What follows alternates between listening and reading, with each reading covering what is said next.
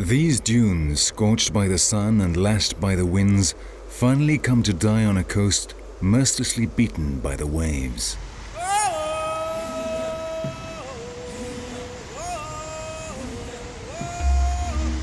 The same coast which for centuries the sailors who plied the commercial routes between Europe and the West Indies feared, respected, and above all avoided.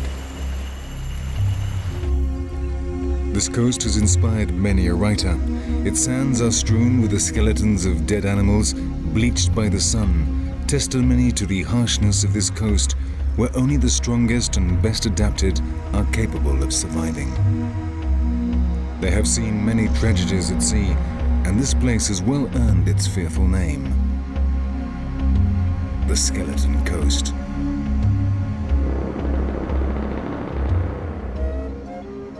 Not so long ago, the white man also tried to adapt to this dry land. They came here lured by the promise of untold riches, the diamond deposits. But nature proved stronger and they soon had to admit defeat. Entire towns were abandoned overnight as they fled from the terrors of the desert. These ghost towns still provide the greatest evidence of the hostility of this dry land. Shipwrecks of many ages and many nationalities, worn by the passing of time, still lie half buried, perhaps silently lamenting their absurd, unexpected fate. The old ships made of wood have slowly crumbled away, the combined effect of the sea, the wind, and the sand. But the most modern ships made of metal rise like ghosts from the deserted beaches.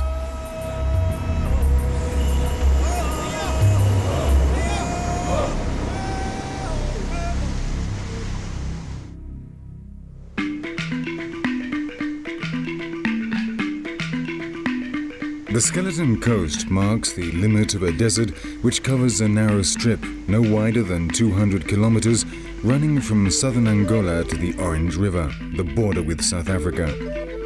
Like a coastal belt, the dunes and rocks of the Namib Desert cover 250,000 square kilometers along more than 2,000 kilometers of the Atlantic coast of Namibia.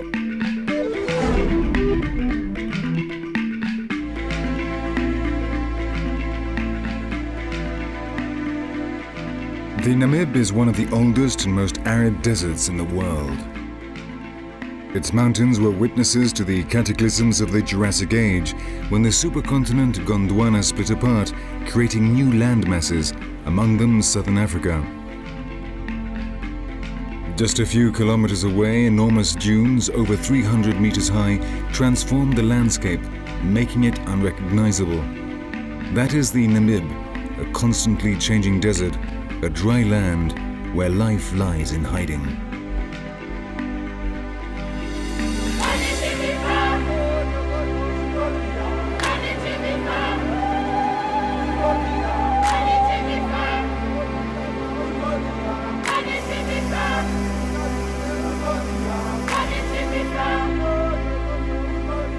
From the air, this mass of orange-colored sand seems endless.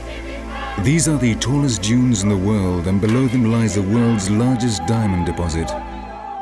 It's a fantastic sight, which could only have been created by nature.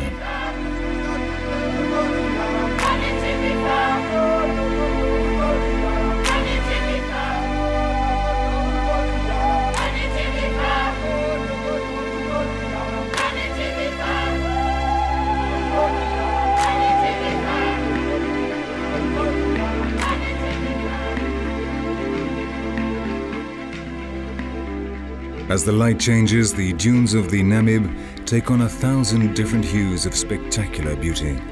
They are like mobile sculptures, shaped over thousands of years by the wind.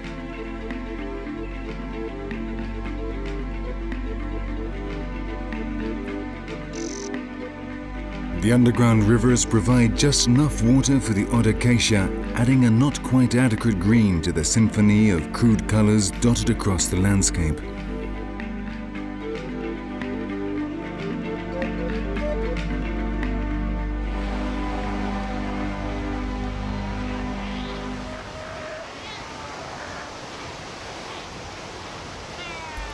But every year there is a veritable explosion of life along the Skeleton Coast.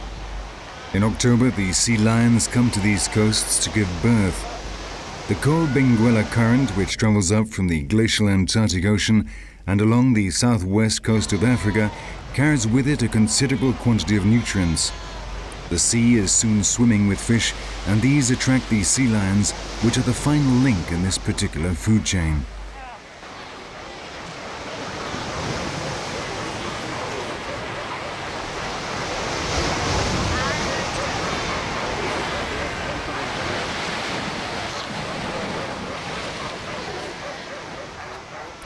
At this time of year, Cape Cross is home to the largest colony of sea lions, over 100,000 of them. Outside the breeding season, males of the species are rarely seen. They start to arrive at the end of October in order to mark out their territory. They are well fed when they arrive and can weigh up to 400 kilos. But in the course of 6 weeks, they will expend a considerable amount of energy defending their territories and protecting the females, and can lose up to 200 kilos.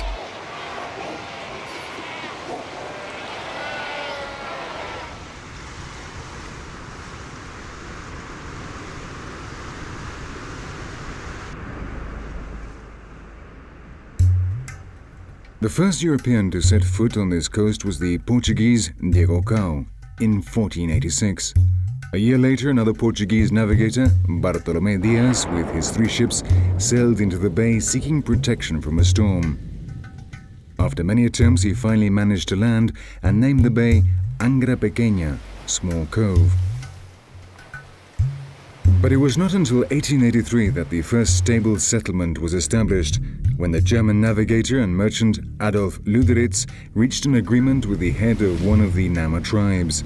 Luderitz bought the bay for a relatively small amount of money and 60 rifles in order to set up a whale processing plant here. A few months later, Chancellor Bismarck declared Namibia a protectorate of the German Empire. In 1904, war broke out between the Nama and the Germans, and Luderitz became the first prisoner of war. These are rich waters, and the whaling business rapidly flourished. A port and a modern processing plant were built. But the real industrial and economic boom came later with the discovery of the diamond mines.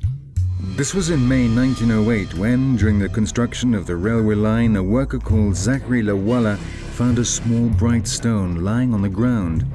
He showed the stone to his boss, the German Augustus Stauch, who, realizing what it was, requested permission from the authorities to prospect in the area.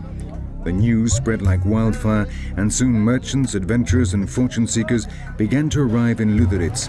In just 4 years, the town was transformed from a small, remote fishing port into one of the most important cities in southern Africa.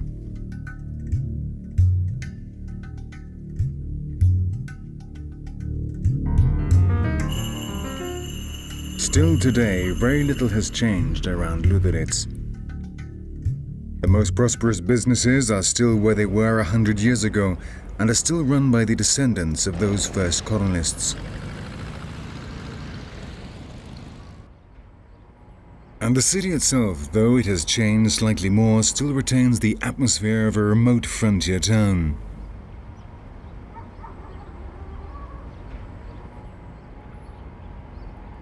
Luderitz is today a sleepy, somewhat surrealist German colony.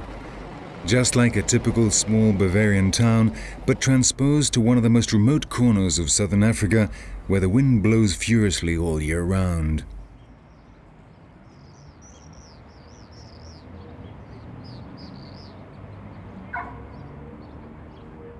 The railway disappeared a long time ago, but a magnificent road connects the town with the outside world. Luderitz still lies well off the beaten track, stranded in the desert between 2 enormous diamond-producing regions, which are prohibited zones and heavily guarded.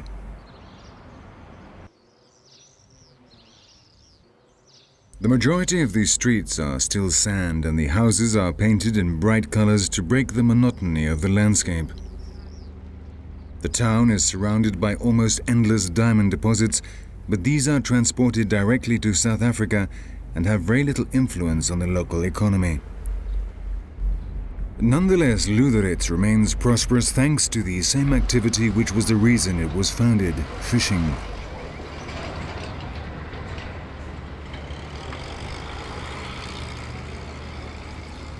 Due to the cold Benguela Current, these waters are the largest, richest fishing grounds in the South Atlantic.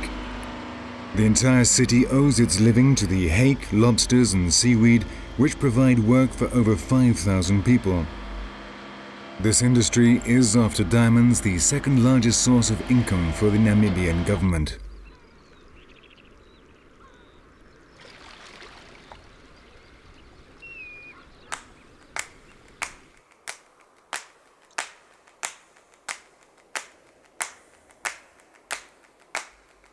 But long before the arrival of the white man, a nomadic people once to be found throughout the continent of Africa had sought final refuge in the Namib and Kalahari deserts. They were probably the last survivors of the hunter people that had been persecuted and displaced by the Bantu tribes who arrived from the north. Those who did not manage to escape into the desert were exterminated or enslaved, first by the Bantus and the Hottentots themselves, and later by the European conquerors, who rather contemptuously named them Bushmen. In the sacred mountains, which are home to the spirits, the drawings carved into the rock are irrefutable evidence that 6,000 years ago the Bushmen already inhabited these lands.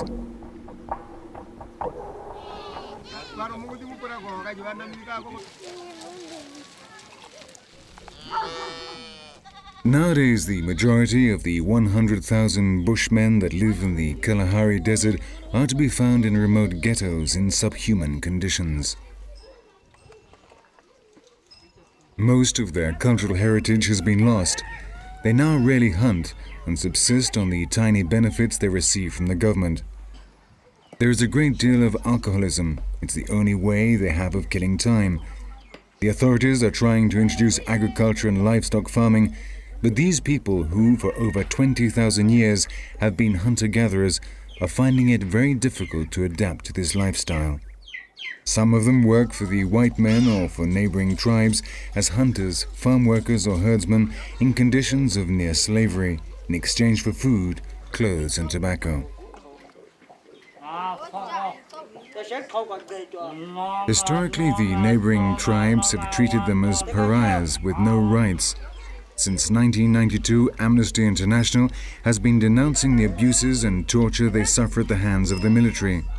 Little by little, the situation is getting better, as in Botswana, for example, which in 1998 enjoyed the strongest economic growth in the world. But still, the Bushmen are the most extreme example of the poverty and underdevelopment which has not been eradicated.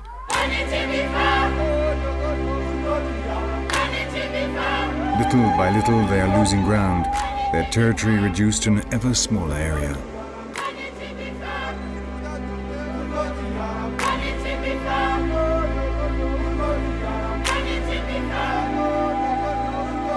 Fortunately, however, there are still families who refuse to give up their culture and their traditions and try to survive in the most remote regions of the Kalahari.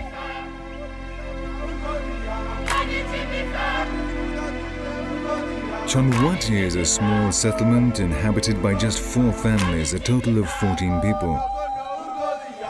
The Bushmen live in small, scattered groups, adapting to whatever the land can offer.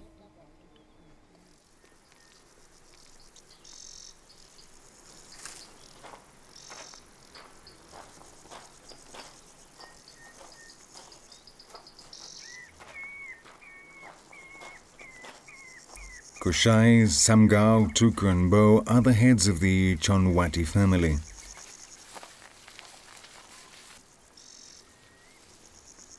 Several days ago they ran out of meat, the basis of their diet, and so have decided to set out to try to catch a hare in the area around the village.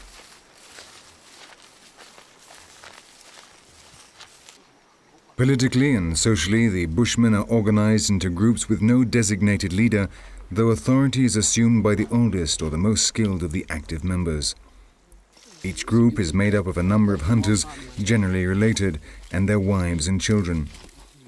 The group normally moves around a limited territory, which they don't leave. This is their hunting ground, and though the limits are not well defined, and there is no specific obligation to respect them, other groups would never enter, so no one needs to defend them.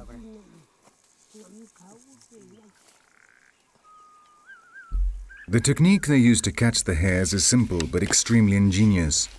Their only tool is a long, very flexible rod with a hook at one end, which they introduce into a burrow. When the pole has been pushed all the way in, the men place the end against their cheeks. If they can feel the rod vibrating, it means an animal has been trapped on the hook.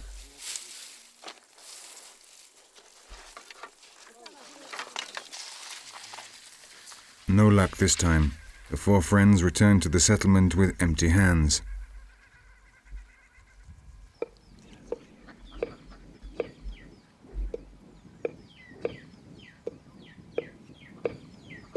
The extreme drought means the situation in the settlement is desperate. The only thing they have left to eat is millet, from which they make a bread, but this is not very nutritious.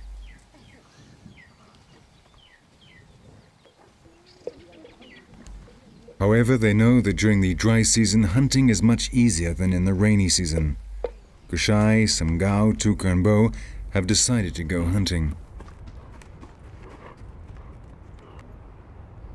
At this time of year, the animals all gather around the few pools that still have water, and in all likelihood, they will be able to hunt something decent to eat.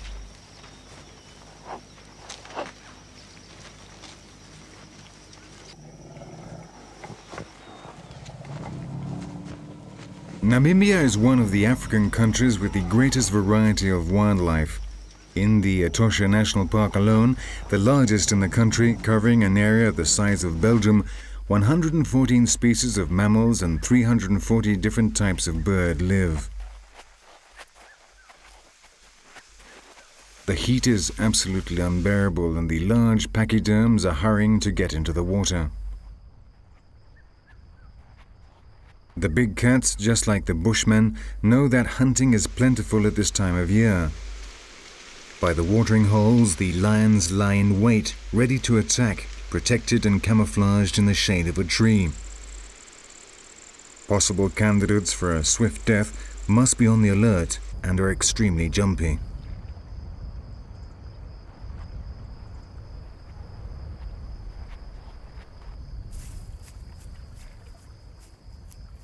In December, the first rains will arrive and will continue uninterrupted to the end of March. During these months, a thick green blanket of grass covers the vast plains. The mammals spread out, finding a space in which to give birth, and once again life will return to Etosha. But for the moment, every drop of water, essential for survival, is precious.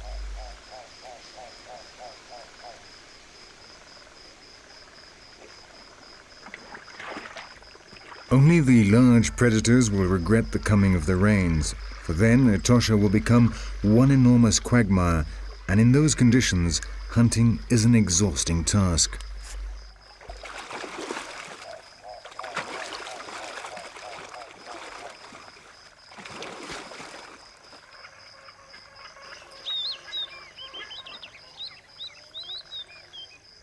The elephants have to come here every day for their mud bath to get rid of parasites. They are the masters of the pool, and when they arrive, all the other animals know they must move aside. The bushmen also fear and respect them, and will always try to avoid them on their hunting expeditions.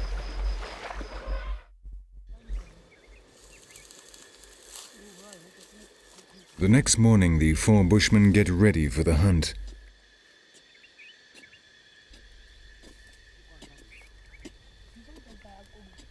Their most powerful weapon is to be found below ground. With the help of the metal bars they have acquired through barter with other tribes in the region, they dig holes looking for tiny spheres which look as if they are made of ceramic. They are not easy to find, and the search may be quite long. They need at least 10 of these tiny capsules in order to make the poison.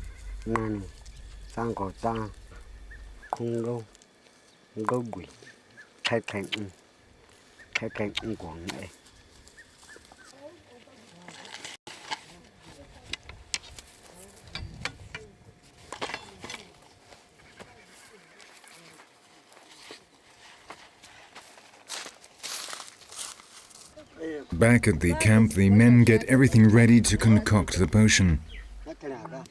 There's no rush. Rushing is a Western concept, and not one they welcome.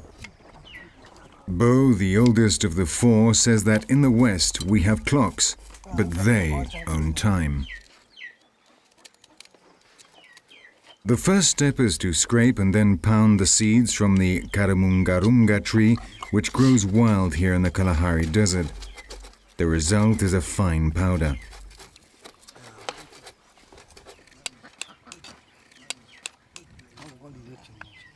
While Tukur prepares the arrows, Kushai will take charge of the preparation of the poison. Their expert hands carefully extract the tiny larvae.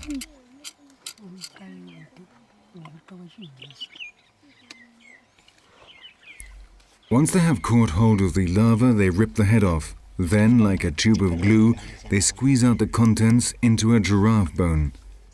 These spheres are really the protective wrapping around the larvae of a type of beetle, and their body fluids produce a deadly poison. Little by little, they collect together the yellowish liquid, the appearance of amber. Sometimes they apply the liquid extracted from the larvae directly onto the arrows, but if they want to make a stronger poison, the process is a little more complicated. Some Gao choose the root of a sansevieria, a plant which contains a powerful toxin and which, when mixed with the liquid from the larvae and the powder from the seeds, will give them a poison capable of swiftly killing a man, and for which there is no known antidote.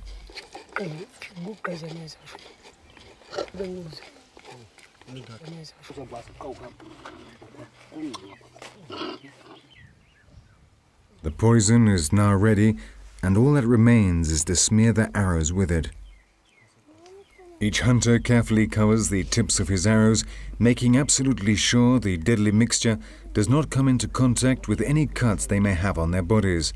If it does, it can cause severe suffering and even death.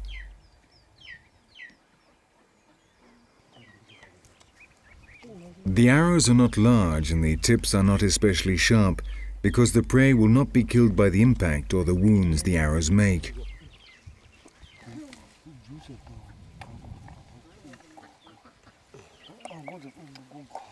The small metal tips are strong enough to make a small wound in the animal, and the poison will then do the rest.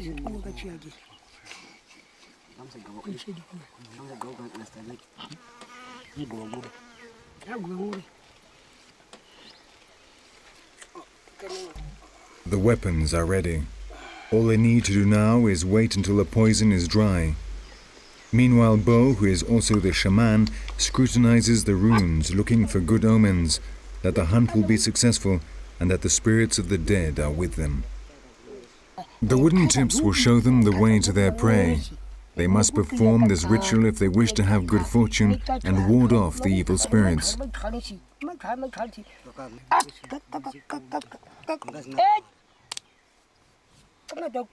Kutoko, where should we hunt? The tips point to where the sun sets. That is where the zebras and the kudu are.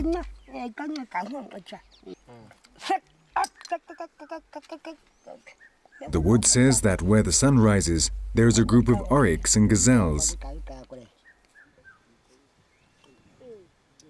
The four hunters will set off in that direction tomorrow, before sunrise.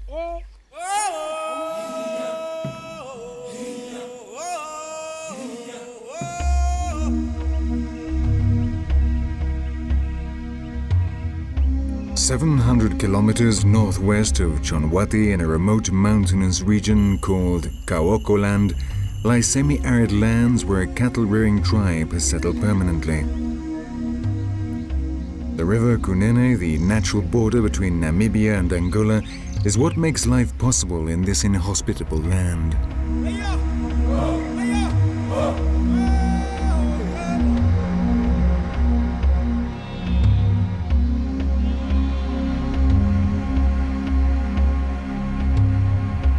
The Himba are one of the most interesting and most intact tribal groups in Africa. They have a reputation as the most competent herdsmen in Africa. This is what they are famous for, but their success is not due to their knowledge of cattle alone, but also to their organization and social relations. As they themselves recognize in many of their traditional proverbs, life depends not on animals, but on people. If you have people, you will never die. Himba society is organized according to the principle of dual lineage. This practice of taking into account both the mother's side and the father's side can be found in only 6 regions of the world: West and Southwest Africa, India, Australia, Melanesia, and Polynesia. All Himba people are born into the matriarchal clan of their mother and the patriarchal clan of their father. Lineage on the mother's side determines inheritance of material wealth, including the cattle, while the father's side decides how groups are organized and the structure of authority. Opembe is a small settlement inhabited by just 2 families. Jakuja Jamburu is the Omajona or clan chief. 4 years ago, he suffered an incident which almost cost him his life.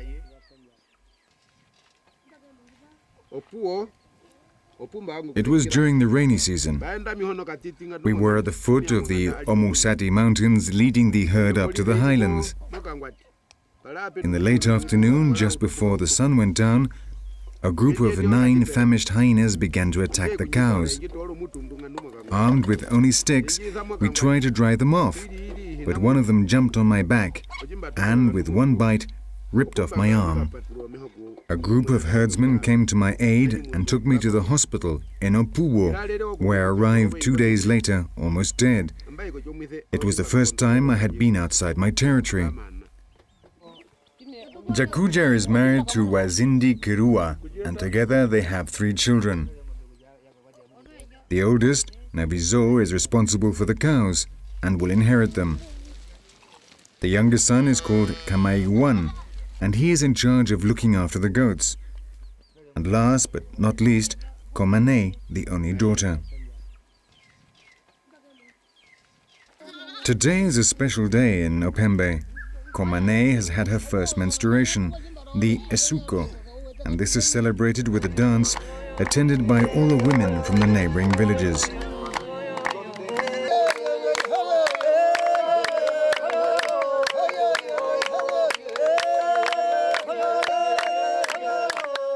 When a girl has her first period, her father will remove the bracelets made of vegetable fibers which she wears around her wrists and ankles.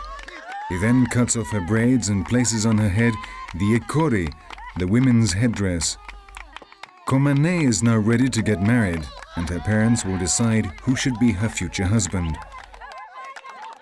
Polygamy is practiced among the Himba, and Komane may have sexual relations with whoever she wants, provided she asks her husband for permission. But it is important for a woman to be the first wife, as this confers certain privileges such as the care of the sacred fire, which give her a more dignified status.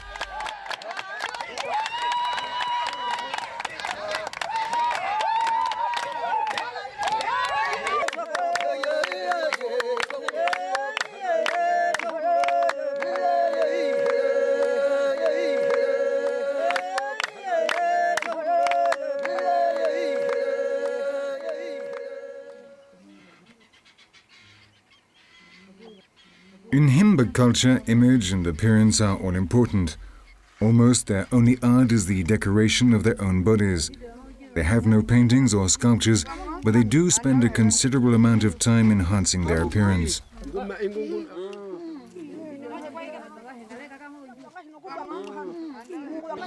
The most precious ornament, worn only by the most privileged women, is the Ohumba, a seashell which they obtain through exchange with the neighboring tribes, the Zemba, the Tuwa, or the Hakaona.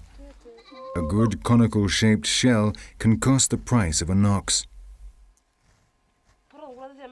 Their hairstyle not only fulfills an aesthetic function, enhancing the elongated shape of the head, but also serves to express sexual maturity and social position. An adult woman will keep this hairstyle until she dies. From time to time, the braids are undone and then plaited again. This generally takes about 2 days, and they wash it not with water, but with ash. But the truly distinctive feature of these people is the reddish color of their bodies.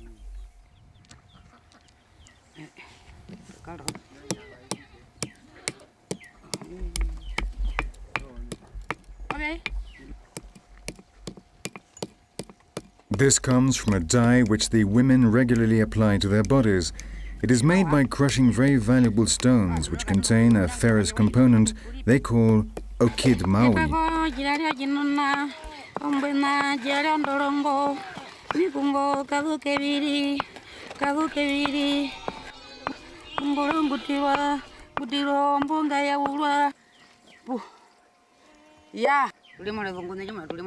The fine ochre powder is mixed with fat and the result is a thick reddish cream which they not only find attractive but also provides efficient protection against the sun and insect bites.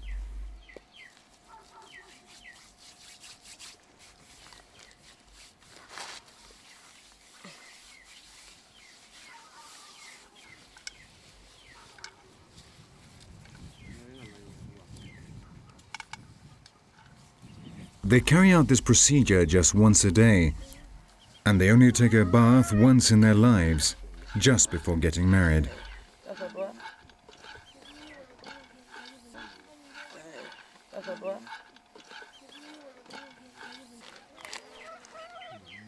As a final touch, Wazindi Kirua adds some aromatic herbs to the cream. The most prized herb of all is the Kaokoland myrrh.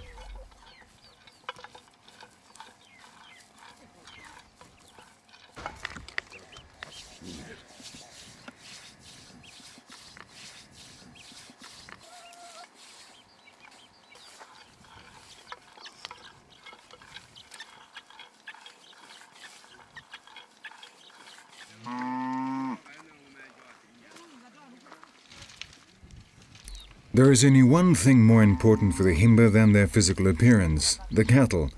They are the basis of their economy and a subject which arouses a great deal of passion and rivalry. It is more than a merely economic activity, affecting also political, social and religious aspects of life.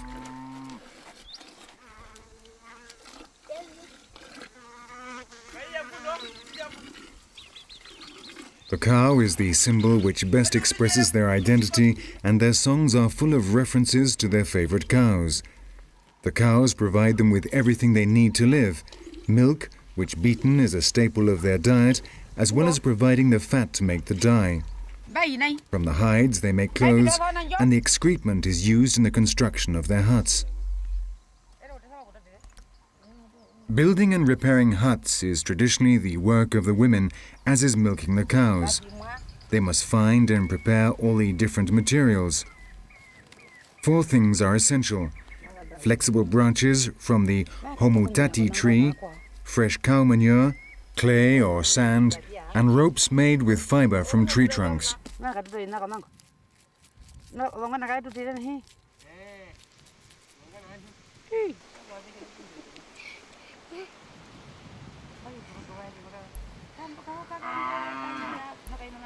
While Wasindi watches over the village, Naviso, his eldest son, takes the cows to drink at the well dug in the dried-up riverbed.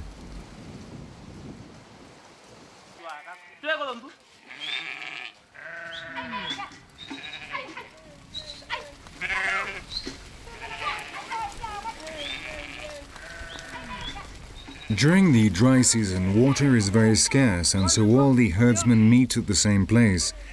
The cows drink first before the goats, and the goats must be kept together so they don't get mixed up with those belonging to a different clan.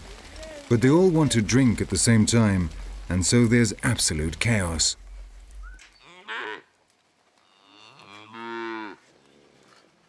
To be able to survive as nomadic herdsmen in such a dry land requires great skill and considerable knowledge.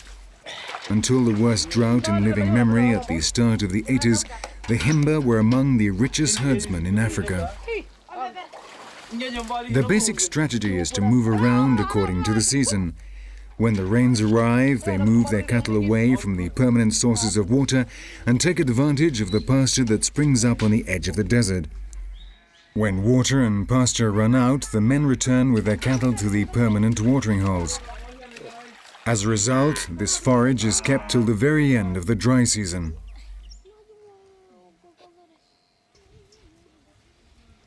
It is now the turn of the goats, which the youngest members of the clan are in charge of.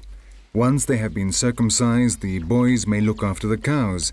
The girls are given this privilege after their first period.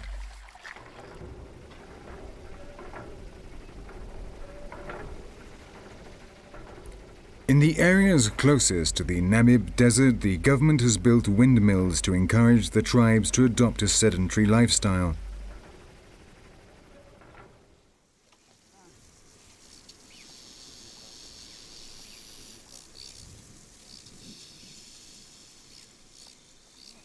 Kushai, Samgao, Tuka and Bo left Chonwati several hours ago.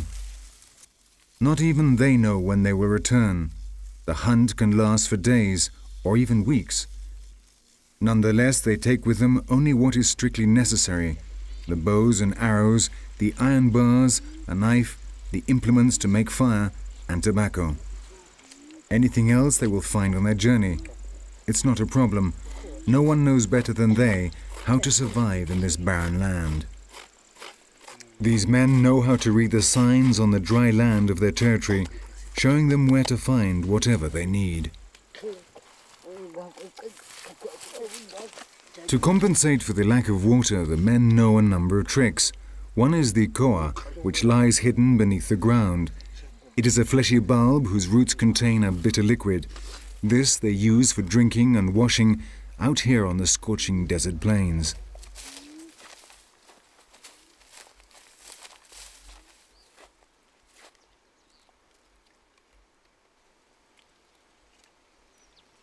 Food can be found too if you know where to look. Samgao and Tuka both love the chui, a small, very sweet and very nutritious fruit. Whenever they come across one of these bushes, they eat and eat until not a single chui is left.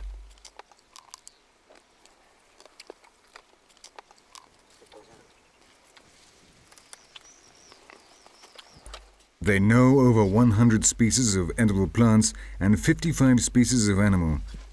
They are an incredible store of specialized knowledge of the region in which they live.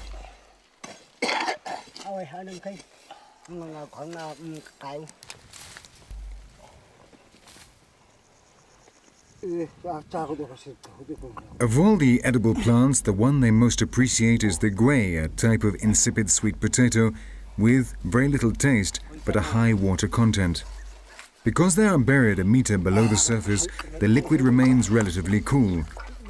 A large guay is enough to feed the 4 hunters for a day while they are out hunting.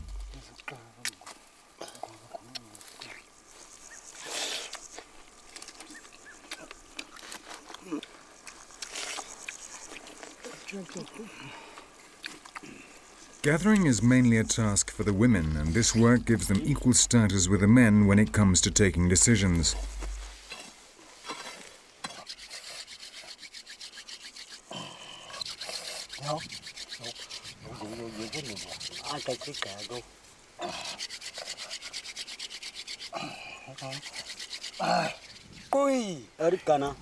Tobacco and daga, or marijuana, are also important elements in the culture of the Bushmen. Nowadays, they rarely smoke daga, and they obtain tobacco by means of exchange with the Jerero tribe. Both men and women are heavy smokers.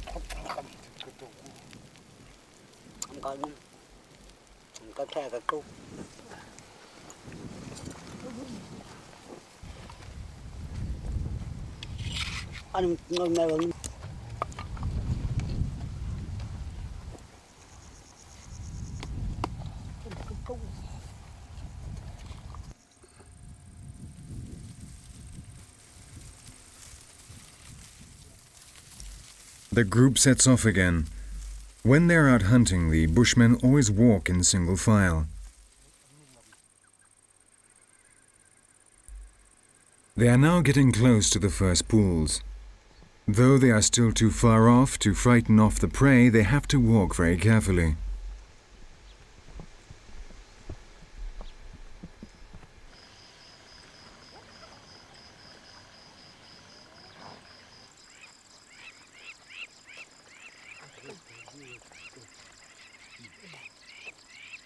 Kushai has the best eyesight of the 4, and he acts as a lookout. Each one has his specific function on the hunt.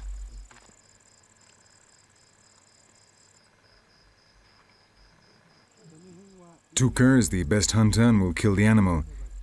He is ultimately responsible for the success or failure of the hunt. From this moment on, he will be in charge of the operation. Once they have chosen the arrows with the freshest poison, Tuka moves to the front of the line.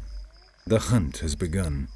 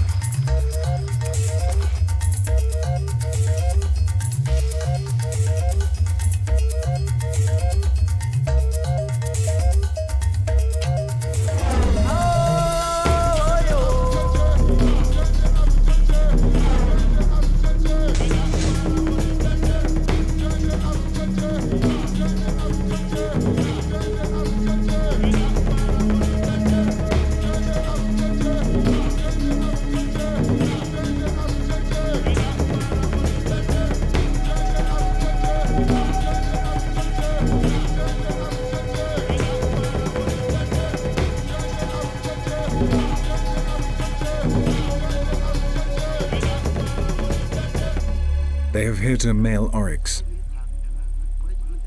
They must now be patient and not lose the trail of the wounded animal. If the arrow has hit a sensitive area, such as the neck or the lungs, the oryx will fall down dead in a matter of hours. But if not, the slow chase can go on for several days.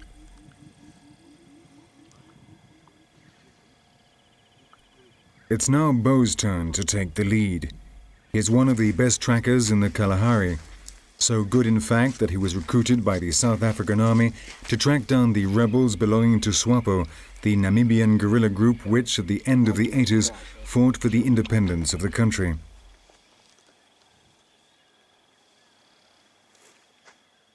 After tracking the animal for 3 hours, they come across the first bloodstains.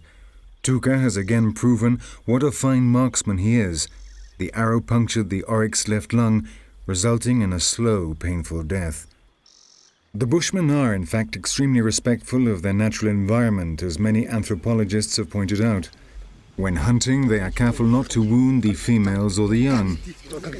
They gather only what is strictly necessary in order to eat, and they use the smallest possible amount of wood for their fires.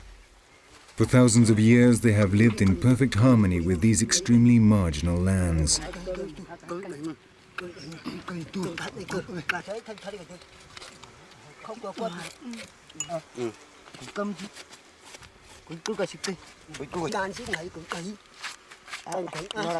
They must cut up the animal very quickly because dangerous hyenas may be prowling around in the vicinity. They haven't heard the story of what happened to the Himba chief, Yakuja Jambiru, but they certainly wouldn't want to find themselves in a similar situation.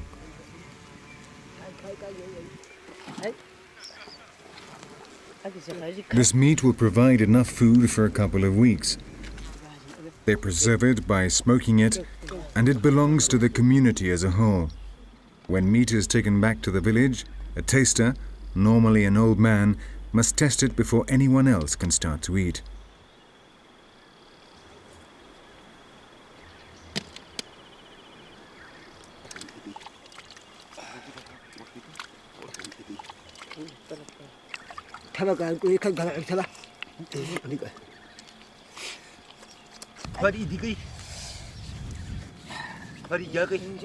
Once they have removed the intestines, they drain the blood out into a hole made in the sand. The Bushmen love bathing in blood, and this is not a ritual, they are simply washing themselves. Another example of how these men have adapted to the desert.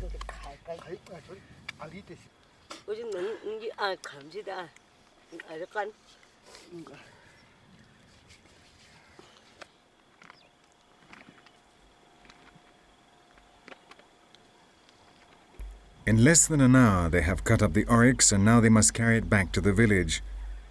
But 4 men are not enough, so they will have to come back later.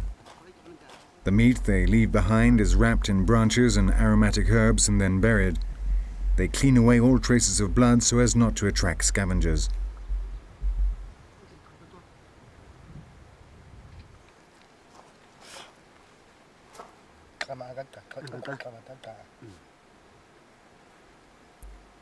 When the Bushmen go out gathering, they take with them reserves of water which they leave around their territory to be used by the men when they go out hunting.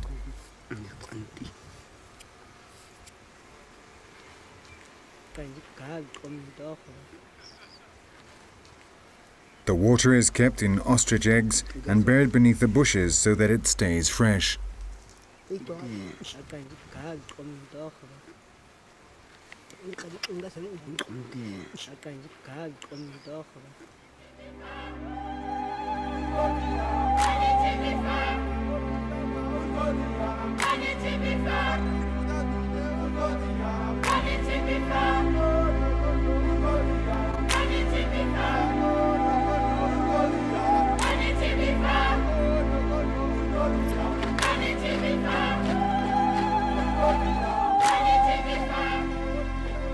In the village of Apembe, day is drawing to a close.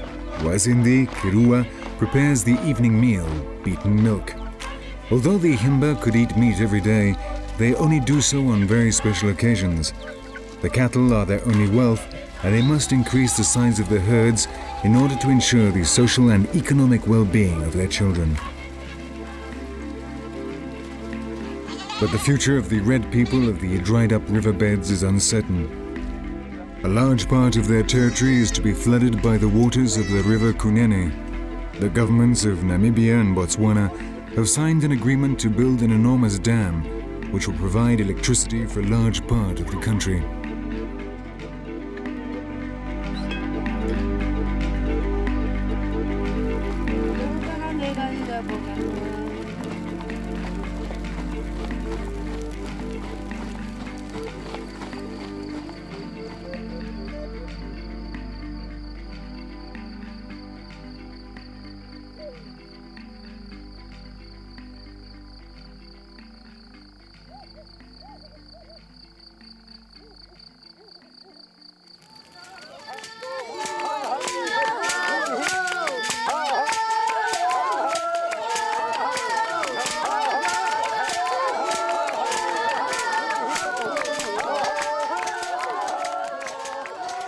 In the village of Chunwati, Kushai, Samgao, Tuka and Mbo relax with their families around the sacred fire.